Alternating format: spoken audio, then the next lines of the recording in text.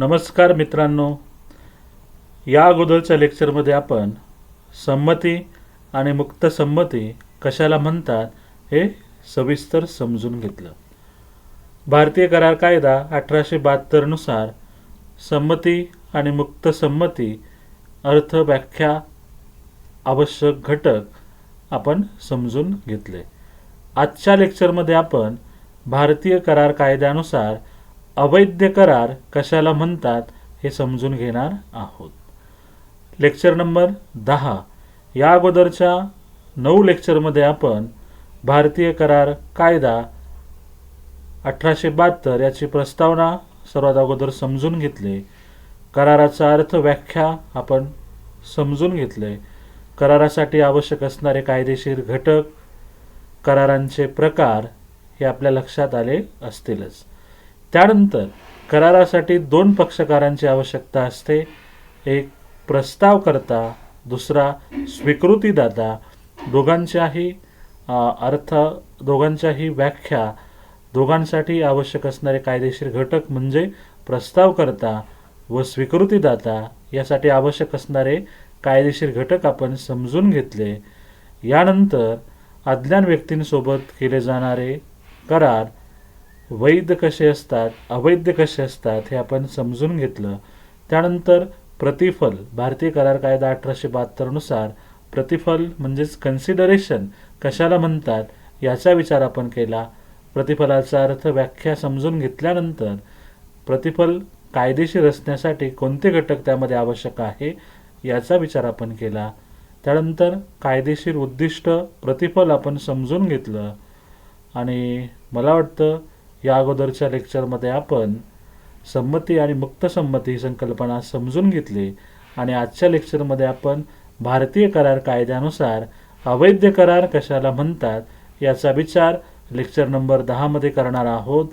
मी doctor Deepak Vishwanath डोखळे, सहाय्यक प्राध्यापक, वाणिज्य विभाग, KTHM महाविद्यालय नाशिक या आपल्या लेक्चर सिरीजमधल्या 10व्या लेक्चरमध्ये आपल्या सर्वांचं स्वागत करतो.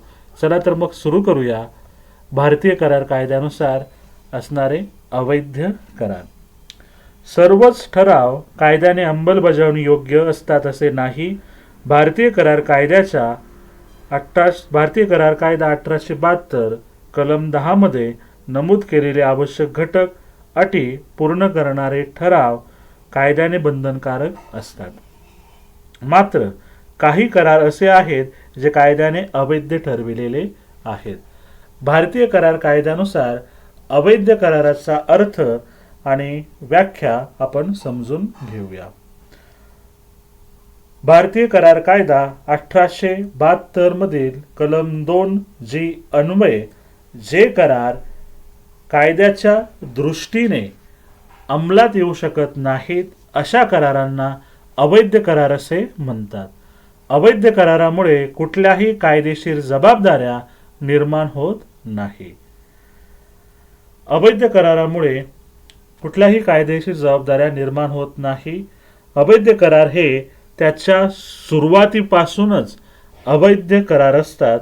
अशा करारांना कायदेशीर अस्तित्व किंवा मंजुरी नसते. म्हणजे भारतीय करार कायदा 1872 कलम 2 नुसार असे अवैध करार कराराच्या सुरुवातीपासूनच अवैध करार असतात. म्हणजेच त्या करारामधला विषय, त्या करारामधल्या अटी, त्या करारामधले नियम, त्या करारामध्ये जो काही प्रस्ताव सादर केला, स्वीकृती दिली गेली, ते सर्व बेकायदेशीर होतं. त्या कराराचं उद्दिष्ट, त्या करारातून मिळणारं प्रतिफल हे बेकायदेशीर असल्यामुळे असे करार अवैध करार असतात. हे इथे आपण लक्षात घेतलं. अवैध करार म्हणून मानले जाणारे खालील करार हे आपण समजून घेणार आहोत. त्यामध्ये नंबर 1 अपात्र व्यक्तींनी केलेले करार, कलम 11 अन्वये. अपात्र व्यक्तींनी केलेले करार भारतीय करार कायदा 1872 कलम 11 अन्वये अज्ञान, मानसिकदृष्ट्या कमकुवत मनाच्या व्यक्ती, नशेत असणाऱ्या व्यक्ती यांनी केलेले करार अवैध असतात. कारण अशा व्यक्ती करार करण्यास कायद्याने अपात्र असतात.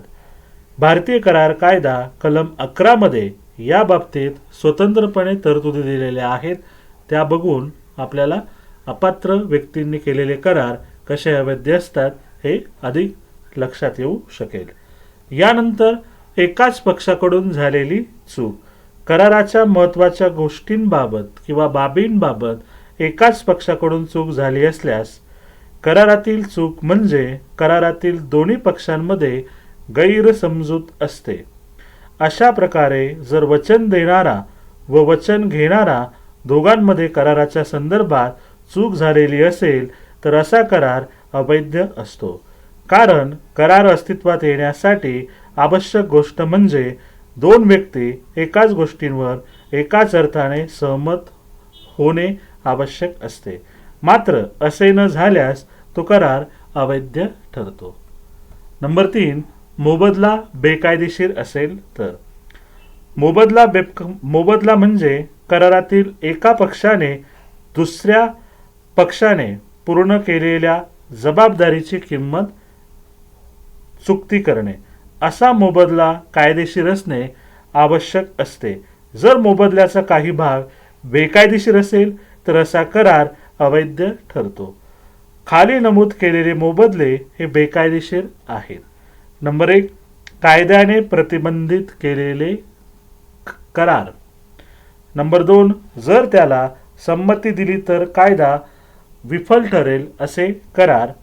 लबाडीचे कृत्य, अनैतिक प्रभाव, सार्वजनिक हिताच्या विरुद्ध केलेले ठराव किंवा करार. त्यामध्ये एखाद्या व्यक्तीचा अगर मालमत्तेला हानी होणार असेल असे करार किंवा ठराव. नंबर 4, मोबदल्याशिवाय केलेले करार. मोबदला हा कराराचा एक आवश्यक असा घटक आहे. मोबदल्याशिवाय केलेले सर्व करार अवैध असतात. म्हणून करारातून जो काही मोबदला मिळतो, जे काही प्रतिफल मिळतं ते दोन्ही पक्षकारांना मिळालं पाहिजे, येथे कराराने अपेक्षित आहे. नंबर 5, विवाहाला प्रतिबंध करणारे कायदे. भारतीय करार कायदा 1872 कलम 26 प्रमाणे अज्ञान व्यक्तींशिवाय इतर व्यक्तींच्या लग्नाला प्रतिबंध करणारे करार अवैध असतात. अशा तऱ्हेच्या प्रतिबंध विवाह होण्यावरच असू शकतो किंवा नाही विशिष्ट व्यक्तींबरोबर लग्न करण्यावर अथवा विशिष्ट काळापुरता मर्यादित असतो. अशा तऱ्हेने प्रतिबंध करणारे करारनामे अवैध ठरतात. मात्र अज्ञान व्यक्तीचा विवाह याला अपवाद असतो. नंबर 6, व्यवसायावर निर्बंध आणणारे करार. भारतीय करार कायदा 1872 कलम 27 प्रमाणे भारतीय राज्यघटनेनुसार भारतातील प्रत्येक नागरिकाला त्याच्या आवडीप्रमाणे व्यापार व व्यवसाय करण्याचे स्वातंत्र्य आहे. करार कायद्यातील कलम 27 अनुसार एखाद्याला त्याच्या मनाजोगता व्यवसाय, व्यापार व उद्योगधंदा करण्याला मज्जाव करणारा करारनामा अवैध असतो. मात्र या नियमाला पुढील अपवाद आहे. नंबर 1, व्यवसायाच्या लौकिकाची विक्री. नंबर 2, भागीदारांचा करार. नंबर 3, व्यवसाय संधी. नंबर 4, नोकरी करारातील नकारात्मक अटी. नंबर 7, कायदेशीर प्रक्रियेला प्रतिबंध. भारतीय करार कायदा 1872 कलम 28 अनुसार एखादा व्यवहार न्यायालयाच्या कक्षेतून काढून घेणारा करार अवैध ठरतो. या प्रकारामध्ये 2 प्रकारचे करार येतात. 1, ज्या करारातील अटींमुळे कराराशी संबंधित व्यक्ती कराराच्या अंमलबजावणीसाठी न्यायालयात जाऊ शकत नाही. 2, ज्या करारामध्ये कराराच्या अंमलबजावणीसाठी एखादी व्यक्ती विशिष्ट काळापर्यंत न्यायालयात जाऊ शकत नाही. नंबर 8, अनिश्चित स्वरूपाचे करार. भारतीय करार कायदा 1872 कलम 29 नुसार ज्या करारांचा अर्थ निश्चित नसतो किंवा निश्चित करता येण्यासारखा नसतो अशा करारांना अवैध करार असे म्हणतात. करार वैध ठरण्यासाठी कराराच्या अटी निश्चित असणे हा घटक आवश्यक असतो, अन्यथा करार अस्तित्वात येऊ शकत नाही. उदाहरणार्थ, अ हा ब ला 1000 टन तेल देण्याचे मान्य करतो, पण हे तेल कोणते याचा उल्लेख करारात करत नाही. सदर करारनामा अनिश्चिततेमुळे अवैध ठरतो. नंबर 9. सट्ट्यांचा करार. सट्ट्यांच्या स्वरूपाचे करार अवैध असतात. यामुळे त्याबद्दल न्यायालयात दाद मागता येत नाही. जर जिंकणाऱ्या व्यक्तीस पैसे देता यावेत म्हणून दोघांनी तिसऱ्या माणसाकडे पैसे जमा केले आणि त्या इस्माने जिंकणाऱ्या व्यक्तीस पैसे दिले नाहीत, तर त्याविरुद्ध दाद मागता येत नाही. नंबर 10. करारातील एखादी घटना घडणे अशक्य झाल्यास. भारतीय करार कायदा 1872 कलम 56 प्रमाणे जर एखादी गोष्ट करण्याचा वा न करण्याचा करार असेल आणि अशी घटना घडणे पुढे अशक्य असेल, तर असे करार अवैध ठरतात. उदाहरणार्थ, रामने जर श्यामशी लग्न केले, तर अजित रामला त्याच्या इस्टेटीचा काही हिस्सा देण्याचा करार करतो, परंतु हे लग्न होण्या अगोदरच श्यामचा मृत्यू होतो. अशा परिस्थितीत हा करार अवैध होतो. अशक्य कृती करण्याचा करार. अशक्य गोष्टी अगर कृती करण्याचा करार अवैध असतो. उदाहरणार्थ, 2 समांतर रेषा एकमेकींना जोडण्याचा करार अवैध करार असतो, कारण 2 समांतर रेषा कधीच एकमेकींना जोडता येणार नाही. नंबर 12. मोबदल्याचा काही भाग बेकायदेशीर असेल तर. भारतीय करार कायदा 1872 कलम 24 अनुसार जर मोबदल्याचा काही भाग बेकायदेशीर असेल, तर असा करारनामा अवैध करारनामा समजला जातो. नंबर 13. अशक्य घटनांवर केलेले घटनावलंबी करार. भारतीय करार कायदा 1872 कलम 36 प्रमाणे एखादी अशक्य घटना घडल्यानंतर एखादी गोष्ट किंवा कृती करण्यासंबंधी केलेला करार हा अवैध करार असतो. ज्यावेळी हा करार होतो त्यावेळी करारातील व्यक्तींनी या घटनेच्या अशक्यतेबाबत माहिती असते किंवा नसते. नंबर 14. एखादी अनिश्चित भविष्यकालीन घटना घडल्यानंतर करावयाची कृती करण्यासंबंधीची घटनावलंबी करार जर अशी घटना घडणे अशक्य झाल्यास. भारतीय करार कायदा 1872 कलम 32 अनुसार एखादी भविष्यकालीन अनिश्चित घटना घडल्यानंतर एखादी कृती करण्याचा करार असेल, तर ती घटना घडल्याशिवाय करार अंमलात आणण्यात येत नाहीत, आणि जर ती घटना घडणे अशक्यच असेल, तर तो करार अवैध करार ठरतो.